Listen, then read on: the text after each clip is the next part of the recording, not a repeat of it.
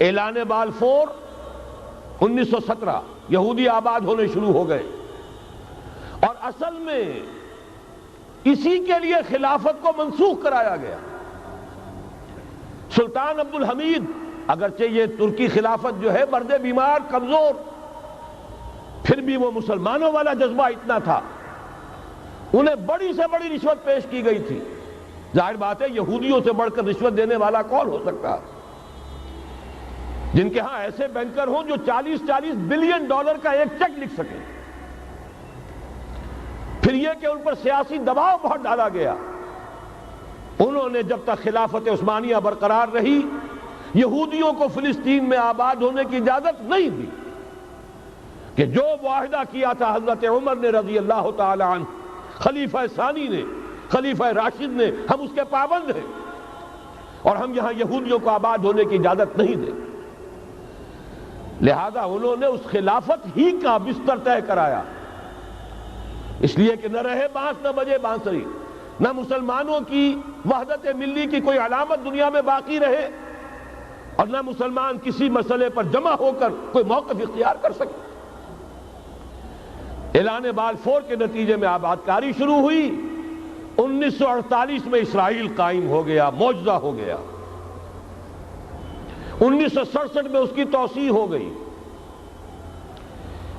اس میں ایک بات اور بھی عرض کر دوں، یہ سارا کس طور سے ہوا ہے کام؟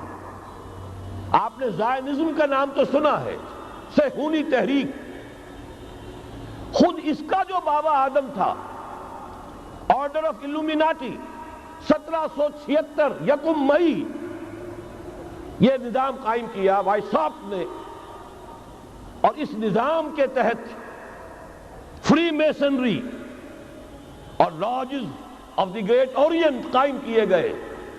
یہ سارا ہتھ کنڈا وہ ابلیسی نظام، اس کی تفصیل ایک کینیڈین آتھر نے لکھی ہے کتاب میں، پاونز ان دی گیم، کہ یہ سارا دھندا ایک شیطانی چکر ہے، ابلیسی چال ہے، اور اس کے ذریعے سے اسرائیل قائم ہوا اور اس کی توسیع بھی ہوئی 1967 میں۔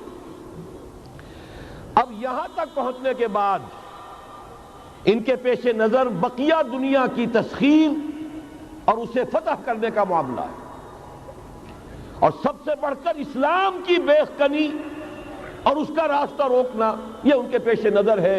یریدون لیطفئوا نور اللہ بافواہہم۔ صورت اس وقت کیا ہے؟ یورپ اور امریکہ سے آپ مشرق کی طرف آئیے، پہلے عالم عرب ہے، عرب مسلم ورلڈ۔ مجھے یہ کہتے ہوئے سخت دکھ ہو رہا ہے، پورا عالم عرب وہ فتح کر چکے، وہ عرب ممالک کے جو اسرائیل کے ساتھ کسی میز پر بیٹھ کر گفتگو کرنے کو تیار نہیں تھے، آپ دیکھ رہے ہیں کہ لائن لگ گئی۔